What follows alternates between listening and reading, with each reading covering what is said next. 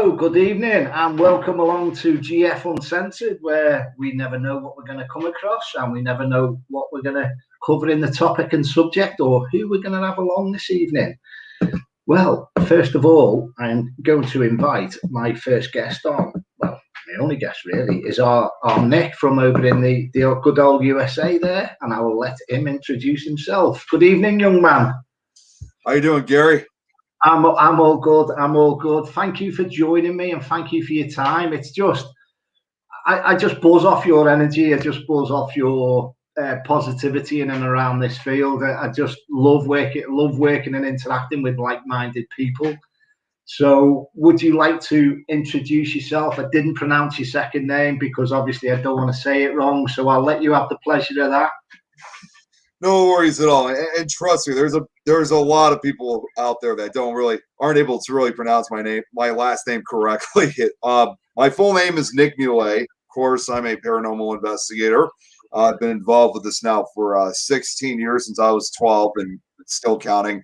And I mean, typical of a lot of investigators, I've investigated numerous haunted locations throughout the U.S. I am trying to extend to Europe. Trust me, I am trying to get there. But you know, I think what is special about being part of this field to me is just the experiences you have, as well, and not only just the investigations, but the people that you meet too. You know, I've been able to, I have so many international connections, obviously, from all over the world. It's incredible, how much the paranormal community has really grown. Oh, Tom and Amy are part of this. Okay. Hey, good evening and welcome for everyone joining.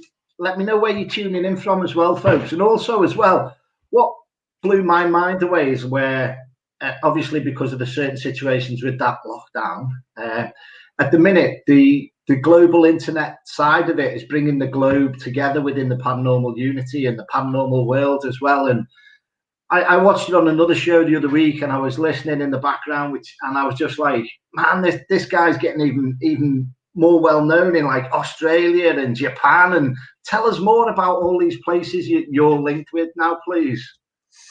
Well, when I started making these connections, it was actually, originally for a video project that I am still working on, which was actually in response to the COVID pandemic. Although even before I began this project, I was already starting to begin connections throughout other parts of North America and Europe. But I wanted to try to extend that to other countries because I think, most of the paranormal communities always focus on here in America and Europe. Why not look into, South America, Africa, Asia, Australia. And it wasn't an easy trip, obviously, but trying to find those type of people who had the same exact interests that we had, again, was difficult. Because what I would do is I would usually type in the name of a country as well as its capital, and then type in paranormal with it. Of course, obviously, you always have to be careful of who you're looking for because there's people out there that say they work as paranormal investigator. But when you look at their profiles, you scroll through, you see that there's nothing related to that material. So you actually have to be pretty much on guard, for lack of a better term, to see exactly if this is someone that you want to have as part of the community. And thanks to what I've done, I mean, I got connections now in over 70 countries. Wow, fantastic. That is mind blowing. And again, it's like, it just astounds me how much is out there that everybody's into what we're into and what we enjoy as well. And obviously a lot of things cover the everything from the UFOs to the Bigfoot and the paranormal, and it just seems to be evolving and getting bigger and bigger and bigger. I mean, where they just landed on now? Is it Jupiter, or I can't even remember where they just they're taking photographs of somewhere at the moment. That was on Mars. Yeah, on Mars. That was it. And I just seen a picture there the other day, and I was like, OMG, just look at all the space, and you could see all the stars that they were actually portraying back from these photographs, and you were just like, our universe is absolutely nothing. It's that vast. We are like virtually that, size of an egg type of thing, when you look at it. Right. It just blew my mind away. And some of the stuff, I mean, 70 countries you're involved with, that you must have some amazing stories. Do you want to share any of them? Well, I haven't really been able to hear a lot from a lot of these people, but one person I can relate to is actually the only connection I have from Japan, from Tokyo, in fact. And I think you probably know Irene Takura, excuse me. And she says that a lot of the people that live in Japan, the reason why, for starters, Japan doesn't have a lot of people involved in the paranormal is they're relatively quiet about it. They don't like, not that they necessarily don't want to talk about it. I guess it's like they believe in it, but at the same time, it's like they don't want to make it public, I guess, in some way. But Japan, of course, does have, a huge amount of haunted locations. Like, obviously, we're all familiar with the Suicide Forest. Yeah. And of course, obviously, you look at other parts of Japan like Hiroshima and Nagasaki where the atomic bombs were landed. There was also the Great Kanto earthquake of 1923. So it's not even just the haunted locations, it's also the history of the land itself. And also as well, even where you're just touching on these topics now, like where you're saying like South America and all that, like Mount Pirikeshu and all that, and to go to all these like the Inca Trail and get to the pyramids and, I mean, even like Pearl Harbor or anything like that, I get drawn into, and I try not to watch a lot of paranormal stuff or certain war films or anything like that, because as a medium, I get repelled back into linking in then. And I know it sounds daft, but all of a sudden I'm seeing visions from that screenshot of the beach or anything like that that's taken place. My guide and my team start talking to me and open me up about that topic and subject. So even when you're unwinding, you get certain information coming in, and it can be an overload. And if you've got the emotions and the mannerisms of certain people that's coming along them times and the dates from, again, it's just the power of the energy. It just hits you like a ton of bricks sometimes. But when you're relaxing with your feet up at home, that's why I've got to watch certain things at a certain time, like for Friday night or a Saturday night when we're not out investigating. But I've got to pick my times to watch anything like that. Have you come across anything that you found really overpowering? Like you touched on the forest in Japan and stuff like that. Have you come across something that you thought really overpowering? Well, there was actually one place, I'm trying to remember what it was. Man, it's like right in front of me. It was actually somewhere in the UK, in fact, I believe. It was actually one of my first locations that I studied at a young age. That was obviously outside of the US. It was a place that was called, it's actually right near the Scottish border, Chillingham Castle. Yeah. And that was a place that, I don't know exactly what it was, but I mean, I think maybe it's because of the dark history involved with that location, but I was just drawn into that location. I mean, obviously never been there, but I studied that one for a couple years. So Chillingham is definitely one that I still find quite fascinating. Yeah, and I know it's there on the circuit as well, and to be visited, certainly. I think that's about two and a half hours away from where I'm located in the UK. I'm in between like Manchester and Liverpool on the northwest of England. Where are you actually based there over in the USA? Are you in Illinois, and any locations around you that you'd like to share some experiences that you've had quite local to you?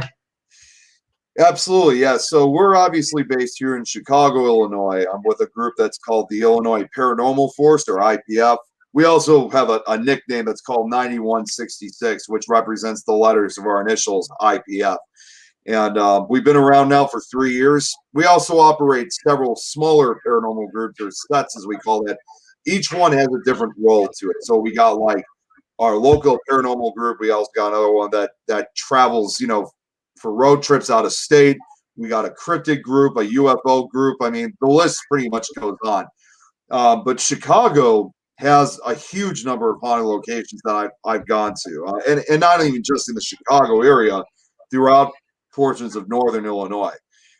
We got one thing that we have quite is actually a number of cemeteries we have. We got Resurrection Cemetery. We got Graceland Cemetery. Of course, one of the most notorious Bachelor's Grove Cemetery, which is considered one of the most haunted cemeteries, not only just in Illinois but also in the country.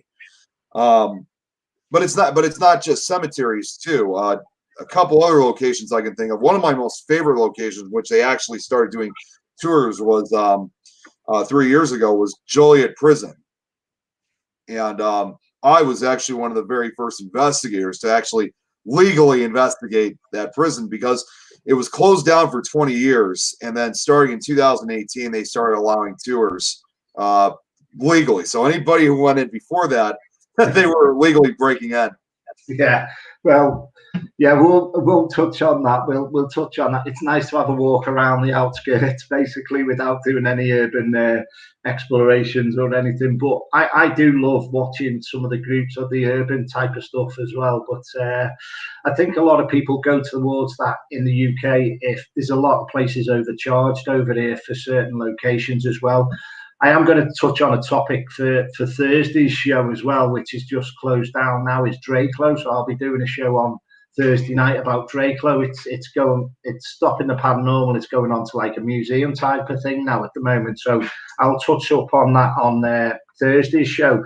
Also, I've picked up on there that you've obviously, to me, how I feel that you've got into the field is possibly, you study Irish language and you studied Italian language as well, but also a lot of history around the paranormal. Is that where it's from your studies early on the days? Is that what got you really into all the paranormal? Yeah, in fact, yeah, actually it did. I mean, history obviously did play a very important role during my early days of studying the paranormal, because I was always looking into a lot of like historic cases. Like my very first case was actually the Amityville Horror, and that was actually right around the time when the remake back in 2005 came out. I just happened, and already I was into horror films at that point, but this one drew my attention. I was told that there was actually an original film from the late 70s, so I checked that one out first, along with the sequels and a couple other films that followed. And for some reason, I was studying that case on a regular basis, almost like trying to put the pieces of the puzzle together to actually understand what actually happened in that house. So Amityville was definitely, because that happened back in the 70s, I think that's where my role of history started really coming into play then. And it's certainly, it was a good time to get into all that, like the 70s and the 80s and stuff like that. And sometimes I see some of the things that's gone on in history of people passing, or people have been, obviously murdered or shot, or anything that's gone on in and around something that's been quite, not gruesome, but something that's gone on as just a general way of life, and something's happened as well.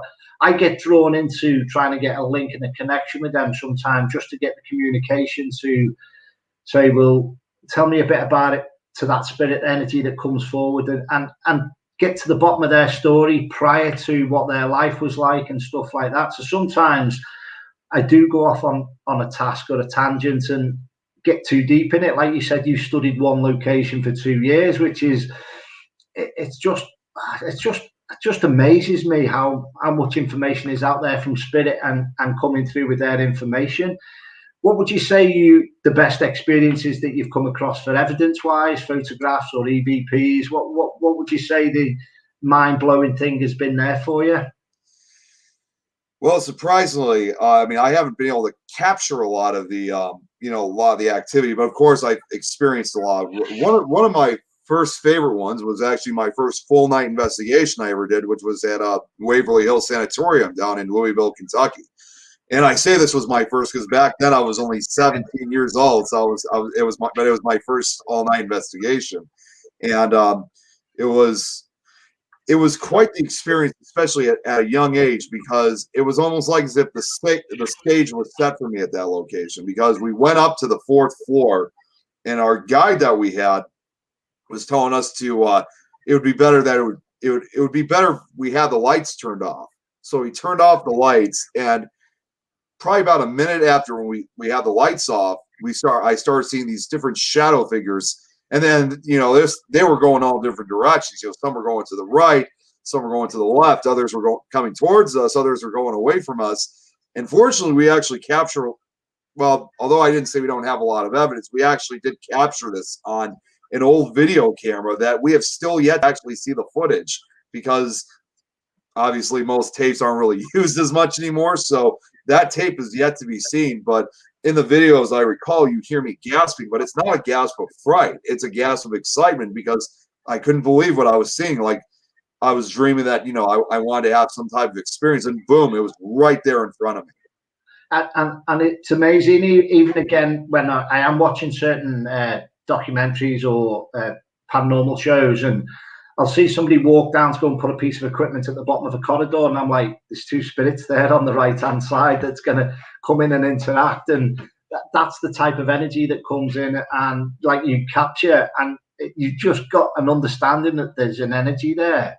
I had I went through some old photographs on my phone today, and I described two energies at the bottom of a corridor, or an energy at the bottom of a doorway. I said, there's somebody behind there watching us.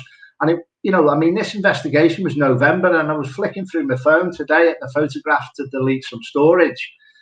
And sure enough, I zoomed in, and at the doorway, you could see two spirit energies right at the bottom. And I was like, oh my God, that ties in. But I've not looked for the evidence, because obviously you get that busy when you backtrack and go over some of the old stuff that you haven't really gone through. It's amazing what you can find as well. Oh, absolutely. Absolutely. And just trying to think as well, what was the Waverly Hills like then as an experience? Well, for starters, I mean, for those that haven't been there, I mean, the building, it is massive. I mean, it's huge. Like, it almost looks like it could be more of an apartment complex than obviously a sanatorium. And, when we pulled up to the location, I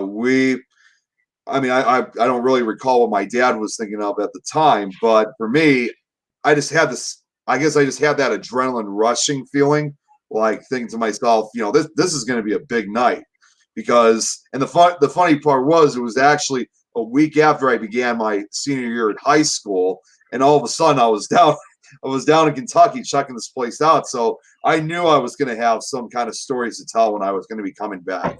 I just had that overwhelming feeling, if you will. Yeah, I mean, we've got an asylum quite close to us, about 40, 50 minutes away. And my guide and the team said prior, it hadn't really been investigated in its time. It had by TV, but once TV had pulled out of it, just every man in his boat went there. Like, everybody was all for going in when they shouldn't have been. And it was just really so dangerous as well, and so dilapidated as well. Have you had any scary, hairy moments where you've come across things that you shouldn't have done, or you've gone into somewhere you shouldn't have done? Again, we're uncensored as well, so feel free to tell. Well, we actually did see. We haven't really done a lot of residential locations. I was also with another group that was called Midnight Paranormal Society. I'm still part of it, but we haven't really done as much. So as a result, that's why I formed my own group. But about 4 years ago, we did a residential location, obviously out in the Chicago neighborhoods. And,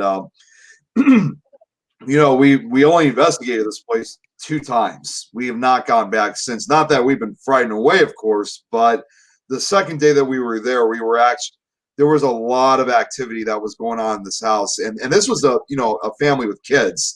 Most of them, unfortunately, were like in their most of them were in their teens and early 20s, though. Yeah. But the experiences that they were having was just becoming out of control. That when we came back the second time, we were only going to do a house blessing. But then, unfortunately, and obviously I did not actually take part in this, I just happened to witness it. It actually ended up becoming an exorcism. And unfortunately, none of us were authorized to perform one. None of us were ministers, priests, exorcists.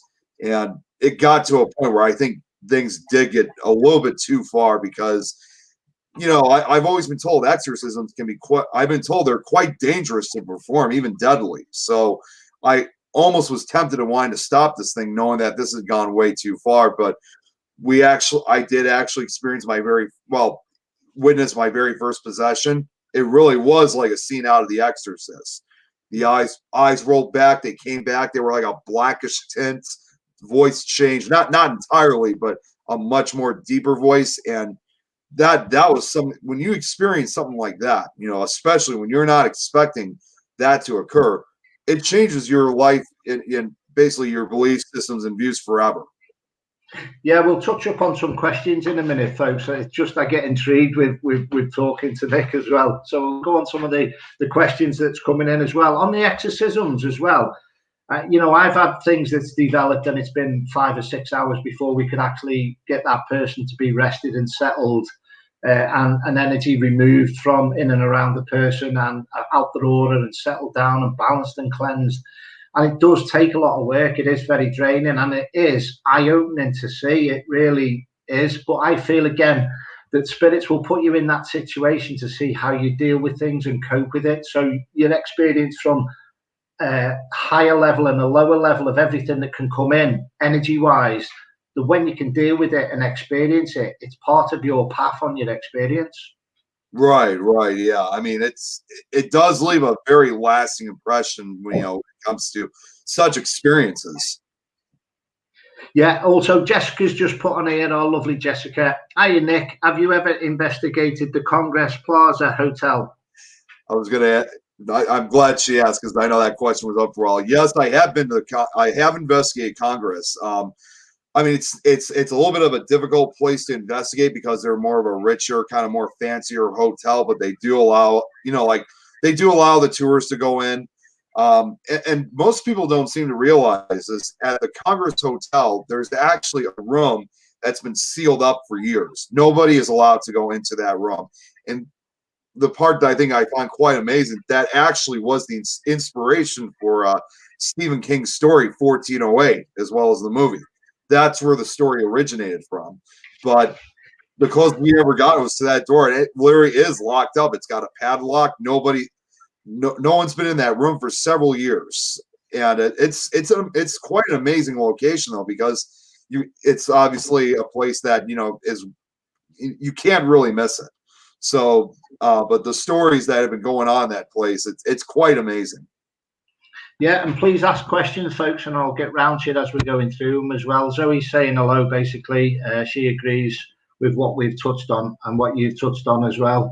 We've got David and Tom in the house, basically, as we say. Yeah, keep kicking. Our Claire, she's from over the water by me. She's over in Liverpool. And what's with the room 17 and a green colour at the Waverley place? She's just picking up on that. So I don't know whether you're relating with anything, because what Claire will be doing, she'll be opening up as you're talking through things as well. Does that relate to anything that you can remember there? See, I don't remember anything with room 17 in color green. I mean, Waverly's most notorious room is room 502, which is on the was that on the 4th floor or the 5th floor? I think it was on the 4th floor. Yeah, I don't remember. I mean, this is new to me, though. I don't remember anything with room 17 or anything that had something to do with green. But even as Claire's talking there, you might come across now, you might go on to another investigation and a room 17 will come across, and there might be a green coloured door as well. But you'll be surprised how spirits put things across of when people are opening as well. Right, our lovely Jess has put another question on there. So keep the questions coming in, folks. There's loads of places in America she'd like to investigate. The Stanley Hotel, the Winchester, Eastern State Penitentiary, Hinsdale House. That seems to be coming up so much at the moment, the Hinsdale House. Obviously, Waverly Hills, Bobby Max, Alcatraz, and Trans. Can't read that one at the ends. Right, okay. Have you been to any of them? Have you come across any stories of teams that's been there and experienced different things to what you've experienced? Well, first off, we actually had the owner of the Hinsdale House on a show last week, Daniel Clace. He's also a good friend of mine, and I've actually seen him at a few of these Paracons that he's been a part of. Hinsdale is actually another one on my list. I haven't gone to yet, but hopefully real soon. I have been to the Stanley Hotel. In fact, that was, again, at a young age. I was only 13 years old. We weren't able to stay at the location because prices to stay are expensive there, but we did have the opportunity of checking out a good portion of the hotel. So Stanley I've been to. Winchester, not yet. Neither have I been to Eastern State. Hinsdale, like I said. Waverly, of course. I have been to Bobby Mackey's. Yeah. The night that we went to Bobby Mackey's was there wasn't, it was kind of a disappointment. There wasn't a lot going on, but perhaps we may have just chosen a night that just not much was going on. But I'd be willing to go back if I had to. Trans-Allegheny I haven't been to yet. Alcatraz I haven't either, but we were across the San Francisco Bay from it, so I was kind of there, but really for the most part I wasn't.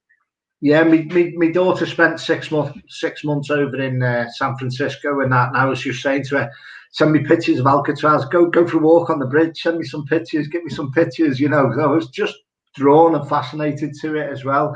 Claire's actually touched on it was green walls that she was thinking. She's just mistyped up prior to with the Waverley and that. Jessica, is that room 441 in Congress Plaza Hotel? She's put up. Yes, I believe that's the room number. It's been a couple of years since I've been there. But I believe that's the room number. Yes. Yeah, that's fantastic. And again, are you a big book believer? Have you done any books or anything, Nick? I mean, I did have a little look on your profile there where you've read things like Angels and D Word. I'm not going to mention it because I always think the energy gets stronger when you talk about the lower man down there as well. So have you had any inspirations around either really demonic low energies and very white light energies? Do you sense the difference? Yeah, I mean, I always, whenever it comes to some of these experiences, I always try to avoid, of course, using the word demon, demonic, and that kind of stuff. I usually more or less use the term negative or diabolical entities because they could be basically just anything at this point. It could be a very angry human spirit in a way. But, there are times where I'm able to kind of somewhat, not necessarily detect it, but feel like whether it feels positive or negative. I mean, I'm not an empath or a sensitive. I think in my belief system that we all have some type of psychic ability. We just don't really know it yet. For my abilities, more, and again, I think this is where once again this goes back to my fascination with history. I'm able to actually see visions, somewhat, bits and pieces of the history involved with the location. Basically visions from the past. Excuse me. Also, David's put on there as well. Oh, lovely David. Hi Nick. What's been your best paranormal experience so far? Oh boy, I've had a couple good ones, but I can tell you the most recent experience I had, which was 2 years ago, was at a place called the Mineral Springs Hotel, which is down in Alton, Illinois. In fact, if you kind of look at Chicago's haunted locations, Alton is considered one of the most haunted small towns in the U.S. It's down in southern Illinois, right next to the Mississippi, Illinois, Missouri border.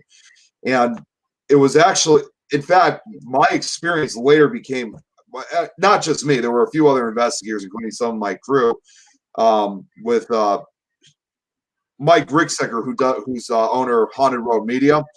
We were on the top. We did a Paracon that weekend, but when we did the investigation, we were on the top floor of this hotel, and we had all the lights turned off, and I just happened to be in one part of the other hotel of the hotel, and I was called over because something strange was going on in the main hallway section. And see, the most bizarre thing about this experience, we all saw something different. It's like none of our two encounters were alike. It was like as if it was appearing in different forms. But for me, we were staring down at the hallway, and again, it's pitch black. The only light that was actually there that actually gave me a visual was the hallway that was further down that had the door was closed. So the door on the opposite end had light. So there was just a little bit of light that you could have. And I started seeing these little shoes start forming. These shoes, they literally looked like a child's shoes. And we were just like kind of all in awe what we were looking at. And because shortly after I saw the shoes, it then started taking the shape of a little skirt. And then the torso showed up. And all next thing you know, there's this little girl standing right in front of us. I mean, she looked like she was probably about 8, 9, maybe 10 years old. She had short blonde hair. The clothing that she wore, to me, best the era she may have came from, I would say, I'll say anywhere between maybe 1910 to maybe mid 1920s. It just, to me, it literally looked like a scene out of a silent film, because that's the typical clothing, of course, they wore back in those days. And it was almost like she was kind of swaying a bit, almost like as if she wasn't sure what to do. And the funny thing was, we all had cameras in our hands, and no matter how many cameras we had, none of us ever took any photographs of it. I mean, this literally was like the holy grail of the paranormal, seeing the full body apparition develop right in front of us. Although I will admit, I did actually try taking a photograph with my phone, but unfortunately nothing came out. And I didn't take it with a flash because I didn't want to scare it off, but it was unbelievable. I was actually filming for an Amazon Prime program about 5 or 6 years ago for what was we doing now? We was just doing a pilot for 5 or 6 programs on a paranormal program on Amazon. We were filming in St. George's Hall in Liverpool. Now, to me, the history of that place, it goes back 150 years, 200 years. I'm not too sure off the top of my head. We had the full manifestation. I said, there's an energy of a child just to the left by the corner of this unit in the catacombs of that area. And then he said, right, cut, come on, we're going for a break. And I was just jaw dropped. I was like, and I, like yourself, where's my phone? Where's this? And the cameraman had walked off. And I was like, oh my God, turn around. And then that apparition had gone. And you're just like, oh my word. And again, sometimes when you're seeing it and believing and seeing it with your own eyes is it's just amazing. It is just amazing. But when you've missed the opportunity to put your camera on or turn the flash off or get your EVP recorder out and anything like that, and you're looking for a piece of equipment and you've left it in the hub or something like that, it does get so frustrating that, or you've left something. Do you lose any paranormal equipment yourself, Nick? Yeah, I use a lot of the typical equipment that a lot of investigators use nowadays, although the main type of equipment that I normally use is actually a lot of the old-fashioned stuff, because I think a lot of the old-fashioned types of equipment are a lot more accurate. Like, I use dowsing rods, I use crystals, pendulums. Of course, I use an EVP recorder. I mean, because I've always learned that any type of recorder is fine. You don't have to buy like the most expensive type of recording audio device, to use them for investigations. I've used just a simple digital recorder. But a lot of the newer stuff, I mean, I do like it, but you have to remember some of these older tools have been used for centuries. So I think as long as they're still being used to this day, that means that they really do have a good, they play a great role when it comes to investigations. Also, as well, you touched on like some of the old values as well. Like for me, the dowsing rods, I love simple things, the simplistic yes and no answers just beats all the equipment as well for me, because I'm usually getting attuned in with somebody's order or they're being used as a human pendulum type of thing as well. But the dowsing rods, I will go to them or ask somebody to get them out if it's a little bit of a quieter night, because you can guarantee that something will happen on the dowsing rods, as virtually with your yes and no's as well. Yeah. Oh, yeah. Well, the other thing, and this is why I also like using the digital recorder, is, I think that's the cool thing is that it's not necessarily you're expecting some type of answer, when you're doing an AVP session. It's when you play it back and you see, because I've actually been going over several pieces of audio that I got that I haven't been able to listen to for a couple of years, because there's just, we all have busy schedules, but all of a sudden I just happen to hear these voices thinking, wait a second, I don't remember hearing that. So I always make sure to write it down. And that's the other thing too about when it comes to the audio recordings. When I mentioned about the audio, this experience at Mineral Springs, although we didn't have any photographic evidence, we did actually have an audio recorder that was recording at the time. Now, I don't think we actually got anything, voice-wise, but you could hear our reactions of, seeing this apparition. And again, it's that that's the wow factor. That's why we all get hooked into what we're doing as well. David saying, would you consider coming over to the UK? And also what I'm going to say before you answer that is, I've got an open house here for you. If you want to base yourself with a car from here, I can point you in any direction. If I'm busy Monday to Friday in my day job, you're more than welcome over to my property anytime. If you want a holiday as well, you're more than welcome. But anywhere in the UK that you'd like to get to other than Chillingham Castle? Well, first off, I just want to say, Gary, I appreciate that offer. Thank you. Absolutely. There are a number of locations in the UK that I'd love to check out. I mean, and not just, of course, like I said, in just England and, Scotland, Ireland, Wales. I mean, there's a number of locations. In addition to Chillingham Castle, there's also, of course, I know you guys have Graceland Cemetery out there. There's also, what was that? Joliet Castle out in Ireland. That's another. I know, of course, obviously, out in you guys out in the UK, you guys have a lot of castles. So, yeah, Charleville Castle. That's another one.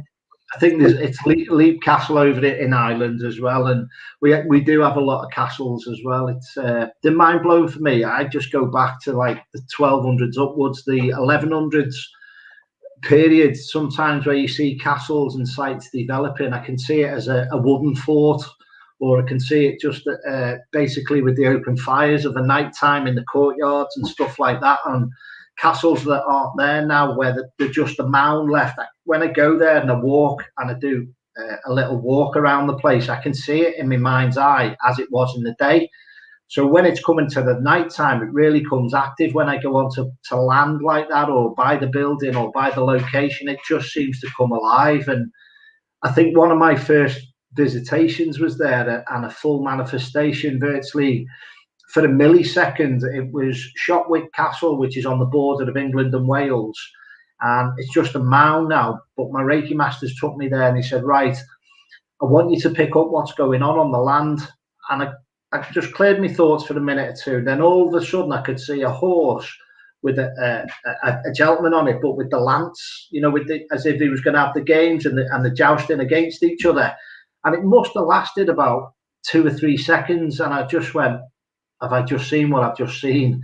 It was just mind blowing going to a place where it's not reenacting the part. It's just, you see a millisecond of a glimpse of that time period and you're going, oh my word, I need to have a little look into this now and try and link in more and link in stronger. And I've been there many, many, many times and it doesn't fail for something to come across as well.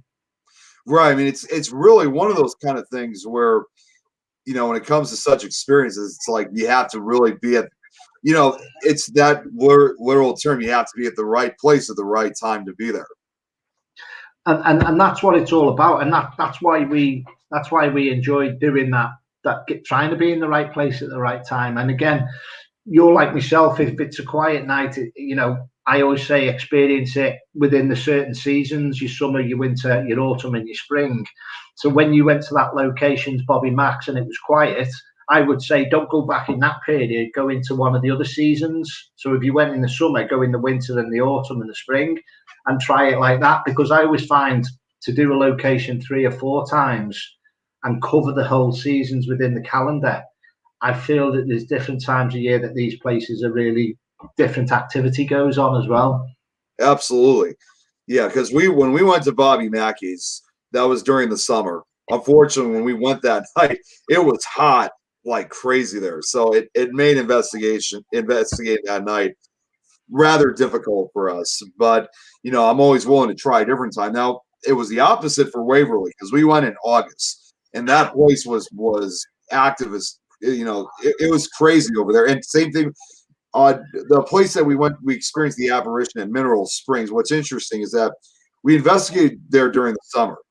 And you have to remember, it's like I said, it's right next to the Mississippi River. And of course, as we all know, water sometimes acts as like conductor. As a conductor, thank you. As a conductor for activity. Well, earlier that day too, we also had we actually had a pretty violent storm that occurred. We even had a brief tornado that occurred as well. And after the storm had finally moved on, the sky over the Missouri border, it was filled with light. There was so much lightning that was going on that that acted as an additional conductor to the activity. So I think that's why we may have had such an experience at that location. Well, my cousin, I go around on a few ghost walks with our Linda. We went to Chester. We had a little walk around Chester, which is like a Tudor buildings, black and white buildings, and very ancient. And that was a really warm summer's day. And then we jumped in the van to come back home, and we stopped at this little village called Durham on the Hill, which has a lot of past history of sightings of people walking across the streets and main roads and stuff like that, and certain spirits being seen. And as soon as we pulled up there, I gave the information of I could see a gentleman virtually outside this public pub, basically. And as we walked up the lane, a member of the town was watching it, who's a friend of mine, and he come out and he said, I've lived in this village 30 years, 40 years, and he said, I've seen that gentleman 3 or 4 times that you've described. And he was watching on one of my lives as I was walking through his village, and he come out to meet us, and that confirmation of what I was describing, you just couldn't buy the way that all tied in. But it was thunder and lightning from a nice warm summer's day to when we got there. It was like totally 2 different energies, and it was like we were walking in thunder and lightning, but we were like, no, we've got to do this, So we just kept going, and people must have thought we was mad. Wow. That's again, incredible though. But that it would have been for that experience of that chap coming out the house and going, the gentleman you just described on your live is who I've seen down that lane 3 or 4 times by that field and by the bottom of the pub, which is at the bottom of the road. And it was just like, oh my word. But that draws you there. That would have called us there to come home, because it's not directly on our path home. It's en route home, but it's a little bit out of the way. But something was calling us there that night to experience that and to get that confirmation and the clarity of that story, of that spirit energy. Right. Yeah. Wow. Okay. Jessica, have you ever experienced an attachment or any physical markings?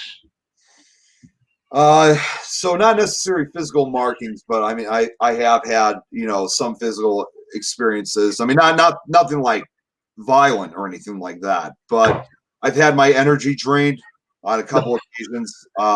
Of course, that's obviously kind of the most common, if you will. When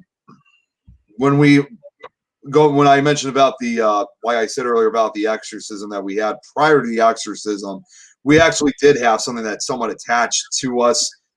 Again, it seemed like it affected us different ways. And some of it kind of revolved around like kind of bad luck, if you will. We had one investigator who said that, he was feeling, really sick. He ended up having one of our other investigators come over and do a blessing of the Lord's Prayer on him. We had 2 investigators who were actually dating at the time. They broke up after being, together for a couple of years. For myself, I started having these wicked nightmares that they only lasted for maybe 2 or 3 nights, but they were just some of the most disturbing dreams I ever had. It kept involving basically this old hag, as I would call him. I mean, it just felt like something was attacking each of us. And during that period of time, there was also one of those other days. I also had this real, and I don't really go like this for no reason, but I just had like this anger attitude that there was a friend of mine who was having a few friends over and I wasn't invited. Usually I wouldn't really care too much about it, but I was just so angry and almost violent about it. And I look back at it and I'm thinking that wasn't me. Normally I'm not like that. So yeah, that's as close as we got to having like attachments. But I always find as well, like I always take a notepad with me for somebody that's around in the team to keep hold of, and we'll jot notes down as well. So if certain parts of the sessions of the night, these little things can add on for 2 or 3 weeks after an investigation, and where the mannerisms and the emotions of that spirit energy or the entity or the shapeshifter or whatever is playing mind games and all that, it can affect the team in certain different ways. So do you have like one specific person in the team that is like a little spotter where they would go, hang on, that's not quite right? Have you ever been pulled out of a situation where we go, right, we'll break this session now and we'll come back to it? Well, unfortunately, not necessarily, because we don't really, I mean, we all kind of practically somewhat made our own decisions, but at the same time, we still kind of did make the decision as a team. But we never really had someone that actually made that decision to say, this is not right or something like that. Claire's just going and saying that Scotland's a lot of the castles and the grounds in Scotland. She picks up on a lot of stuff as well. Jennifer, she's out in Canada. I don't know whether you know our Jennifer, but it's worth adding our Jennifer there. Do you psychically pick up on any spirits or any energies as well? Well, like I said earlier, I don't really pick up spirits, but I usually do pick up a lot of the history. Like if there was like such a historic event that occurred, I mean, whether it was a crime or it was something else, I usually will pick up the energy from that particular area. But I also wanted to add to Claire's question about any castles in Scotland. There's actually a few I'm quite familiar with that I definitely would like to check out. There's I don't know if I'm saying this right. I think it's Balgownie Castle. That's in Scotland. And I meant to say Greyfriars Kirkyard. Yeah. I've been to Greyfriars, Nick, and long story short, obviously you've got Bobby the dog there and that on the front outside, and as I walked in, I'd already with my team introduced myself spiritually to like the gatekeepers there, the positive and the negative, and basically I'm not here to over empower, I'm here just to communicate with anything that's around. And a gentleman took me to a part that's quite negative, and he said, the last medium I brought here died within 2 weeks. Oh my God. And I said, it's okay, I've already talked to the negative and I've introduced myself that I'm not challenging, I'm here to communicate. But he didn't tell me that until I'd already done that, you see. So sometimes as a medium, your gut intuition with your team, you've got to be one step ahead. And I don't mean that in a disrespectful way. It's just sometimes people can test you to the limit, and your team's already told you what to do before you've approached somewhere or a location as well. And I could see like the sliding doors of the energy of the light changing around these gates, and they were like the barred gates where it was locked. And I could see the negative, not the person or the entity. I could see like a portal tunnel of like negative energy, if that makes sense. It was just like I wouldn't like to have stood in it on the other side of the gate, because again, it would have drained you, it would have zapped you. But when he said, I brought another medium here a few weeks ago and he's passed already, and I was like, whoa, okay, that's quite a strong thing. It might have been coincidences or anything. Do you get any people that tries to test you to the limit outside the blue, where the unexpected questions sometimes, where, where are you coming from with that? Do you get the odd person that can be, I don't mean seen as wacky or off the beaten track with any mental health. I don't mean it that respect. I mean, everyone works in different ways. Have you come across anybody that was really totally unique in what they were trying to give you their experiences of in the paranormal world? Somewhat. We actually, in fact, the paranormal groups that the groups that we run. Oops, that's almost knocked something over. Most of the paranormal sets that we have, especially when it comes to new recruits, we're not trying to like necessarily test them in a wacky kind of way. It's actually for more serious business. But we always do we haven't been able to because again of COVID, but we usually will take them to, popular locations throughout, again, the Chicago area to see if this is something that they're actually interested in wanting to do, like if they're actually meaning business. So I haven't really been tested that way, but we've been doing that with a lot of our new recruits, because typical of it, and it's not even just in the paranormal field. It's in a lot of different types of groups. You get a lot of those crazy people out there who are just trying to, be famous, or just trying to be better than everybody else, or just trying to change things almost. So we're actually one of the more tougher paranormal groups to join. We're relatively strict, but we will take new people. Not even just investigations. I'm also starting to do paranormal presentations. In fact, I'm actually kind of doing it the same way I started learning the stuff. So we do showcases of like I said, of Amityville, and not just haunted and historic locations. And in the US, but also in parts of Europe and the UK, of course. And it seems to be working really well. And I did mean that in a very respectful way for everybody out there, how they work as well. I mean, sometimes when we go to house clearances, your guide and the team will say, oh, you need that team member because they're a demonologist, or you'll need that person there because something's not quite fitting well. You know, you might need the power of 3 and stuff like that. We went to a house clearance in Southport, and this lady must have called up every paranormal team in the world to go round and help her. And obviously she was getting to the latter ages of the day. She was on a lot of high medication and stuff like that. And as soon as I walked into the place, there was a couple of portals open. And as soon as I sat there, I went, you've recently lost your partner, your male partner, haven't you? And she was like, yeah. And he virtually said to me, don't tell her, but we're waiting for her to cross. So she was coming towards the end of her time on this plane, and her partner was saying to me in spirit, Gary, don't tell her anything, because she's at that state of mind where she's nearly losing the mind because she's getting to the dementia stage. She's on a lot of medication, but she lost the plot basically because she'd lost a partner a couple of months before. So again, it's that state of mind where you've got to work out what's going on in the environment professionally. And sometimes you can't give certain things. So that was one thing that we just helped balance and cleanse the property and settled it down and just eased a lot of pressure off for it. But it was just the gentleman was there waiting for her to pass and cross, basically. And again, so you're driving home and you're going, did we just actually, we've helped that person as much as we can, you know, and just helping as well, like where you interview your team members and all that. You've got to find out a little bit of what's going on behind the scenes as well, like the house clearances as well. Do you get to a lot of house clearances yourself?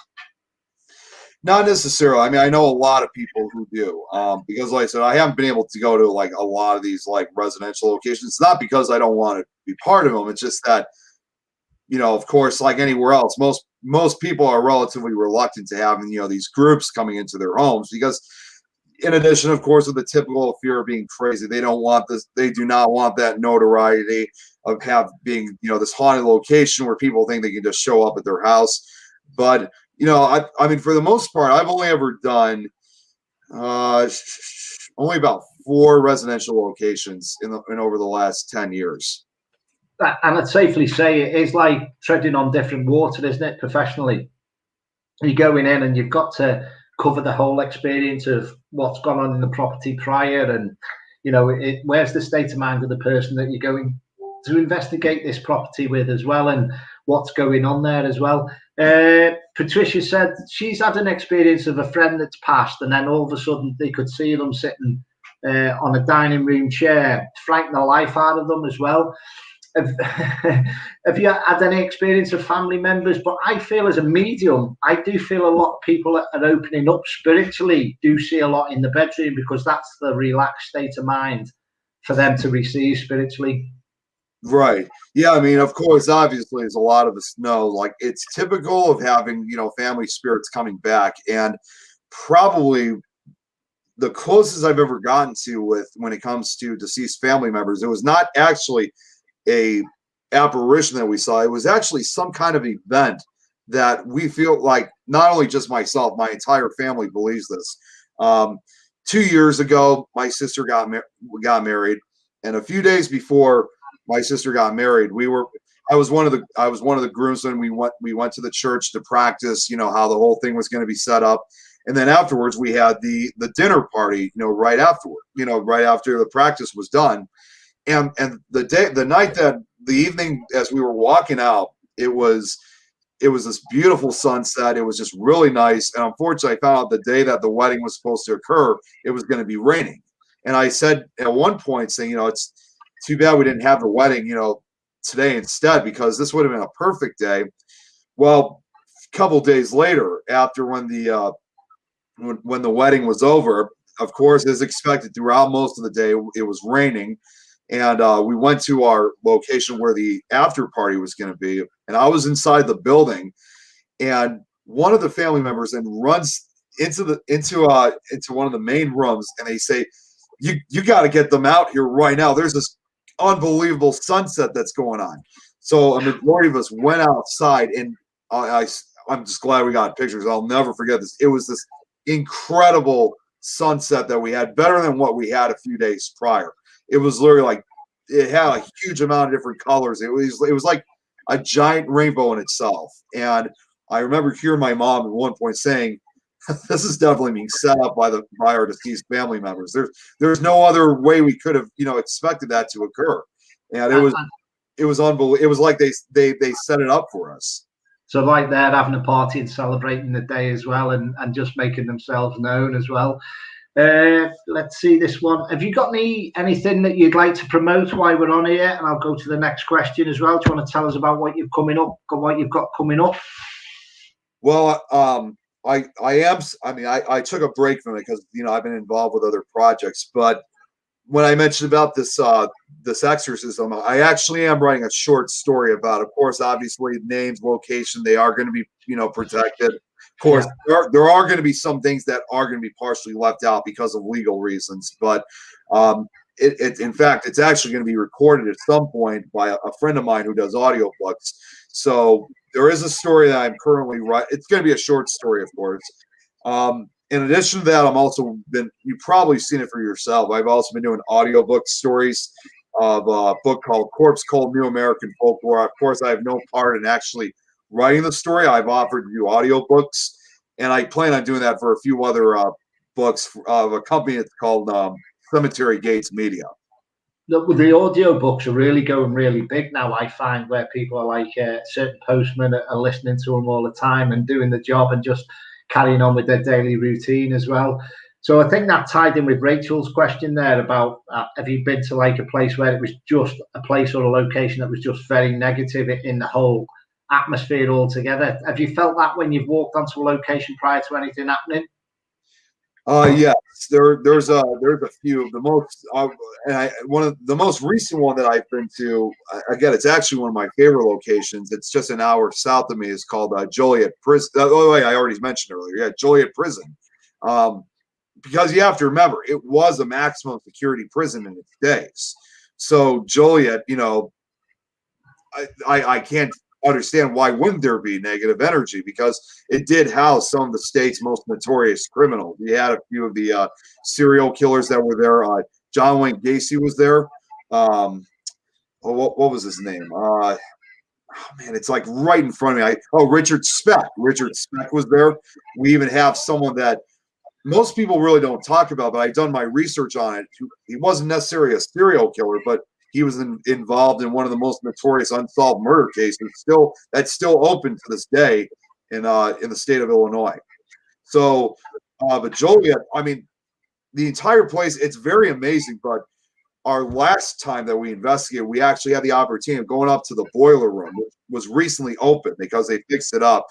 And as soon as we got up to even as we got halfway up the stairs, I'll never forget the energy that felt. It was dark. I mean, I have no idea exactly what it was, but it was just this very negative feeling at this place. I mean, we were only there for about 10 minutes, and then we just decided, you know what, it's probably best that we should head back downstairs. I mean, sometimes it's worth taking a step back and then revisiting it and then re-going over that type of scenario again. As you was talking, when you were saying about you're going to be doing the audio and all that, you need to do one chapter as close as you can to where it took place. You need to do a write-up where it actually took place, because I feel that's what my team was telling me. Do a chapter in the book where you'd actually go back to where that took place as well. That's my team saying that as well. Rachel says she has been to my house, Rachel, and Claire has as well. So they're ongoing, really doing well, development classes and that, and they're doing really well with the mediumship. That even now, Rachel's picking up on something that's going to be happening within a couple of days, and that hasn't happened yet. So she's getting, a bit of psychic thing that's coming in prior to it happening. And that can be quite strong as a person to understand. Do you get anything like that prior to going to a location where you've got intuition saying, I know what's coming along, I know what's coming along, I know something is really, I know that this is going to come about. So when you picked up on the characters and the people that's been in and around it, has that happened? Do you see anything with your gut intuition on that, where you just know that this is going to come about prior on the investigation before you got there? Oh yeah, I mean, like just like with Waverly, when you have that feeling like, you know, this is going to be quite a night, you just have that feeling. So that's it hasn't happened to me in every single location, but it's happened to a number of them. So yes. So what I would say to Rachel as a bit of advice is, when I work with my team, Rachel, I would ask my team just to give me visitations of things happening a week or two prior, so I don't get bombarded with too much things happening and events or unfolding. I don't get it all the time, but your gut intuition, it's always handy to have a little bit of a prior warning, but not too much information. So work with your team spiritually there as well, Rachel, and put the trust in them. So you don't want to see what's happening in 5 years' time, because you don't want to be worried out your mind out of a situation. So again, it's all about working with the team sometimes. But try it, Rach. Just say, thank you very much for giving me that. But you can always ask your team as well, just to say, don't give us too much sometimes, because they test you to the limit. Right, we're coming up to the hour, young man. Is there anything we haven't touched on that you'd like to touch on? Not too much, I mean, that I can think of, but you know, of course, I know I sent you guys the link earlier if you know follow me, but I was also going to mention I'm also a member of the Paranormal United Network. I run 2 shows that I do on Thursday and Friday evenings, one out in the US, another out in the UK. Of course, Tom and Amy were in earlier, so that's actually who I work with. I do a show that's called the Petri Dish, which is on, like I said, Thursday nights at 7 p.m. CST. I think it's 8 p.m. I'm still getting used to all these time zones. So I do that on Thursday nights. And then also on Fridays, I do a show that's also now officially part of Pun called Paranormal Mysteries, which I do with Tom, Amy, and also Adam Werther, who's also from the U.S. And we do that from 2 p.m. CST, of course, 8 p.m. your time. So it's been a lot. It's a lot of hard work, but it's a lot of fun though. Yeah, and thanks for that. And I'll get Karen. I've just inboxed her, and she'll put the links on, and she'll get through to that. Already done it, she said. So they will filter through and stuff like that. So that's fantastic. Again, thanks for your time. We've had, what time were you on over there now? Are you on about 1 o'clock or 2 o'clock? It's 3 o'clock over here.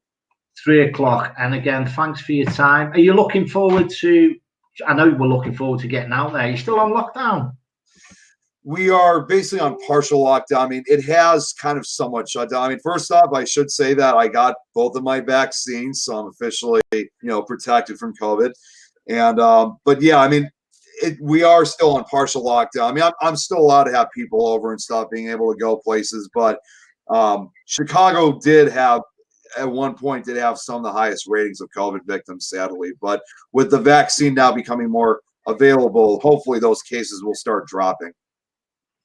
Excellent. And again, just thanks for being part of an amazing hour. It's just, again, I could talk to you for 5-6 hours. I know you're a busy chap, but again, just thanks for your time. And the offer's open. You're more than welcome to stay at my place as well when you want to come over to the UK and go off on your travels and all that. So thanks very much. Stay in the studio and we'll have a little catch up before we go. And thanks for everyone for tuning in tonight.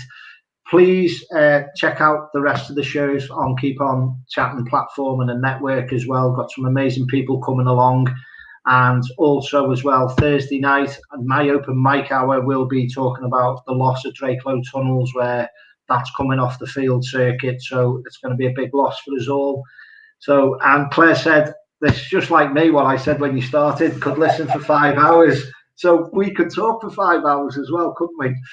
But yeah. Right, thanks for that, folks. I will leave the broadcast there. Please stay in the studio for a quick couple of minutes, Nick. We'll have a little catch up, and I'll look forward to seeing everybody on Thursday night's show. Thank you.